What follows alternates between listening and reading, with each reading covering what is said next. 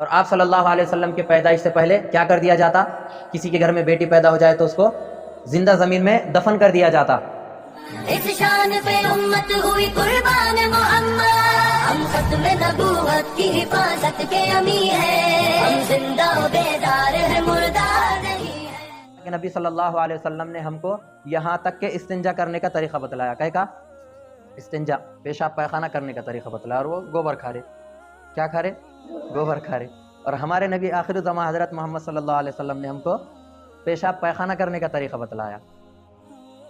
تو دوسرے معاملے میں پھر کیا ہمارا مقابلہ کر سکتے؟ کر سکتے کیا؟ نہیں کر سکتے۔ تو یہ دین اسلام کی خوبصورتی ہے، ایک تو پاکی بھی ہو رہی ہے اور اس پر ثواب بھی مل رہا ہے۔ تو بات کہاں سے شروع ہوئی تھی؟ اگر عورت کو کسی نے عزت بخشی ہے تو وہ کون ہے؟ کون ہے وہ عورت کو عزت بخشنے والے؟ بولو آپ، عورت کو عزت بخشنے والے کون ہیں؟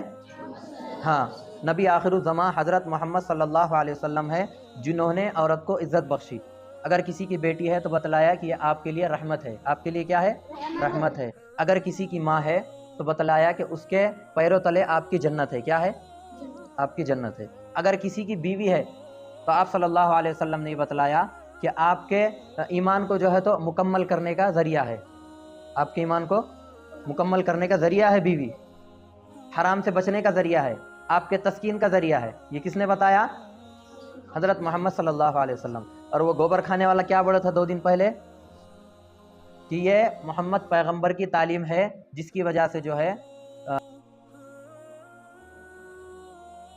یہ گوبر کھانے والا بول رہا۔ اب اس کو کیا معلوم؟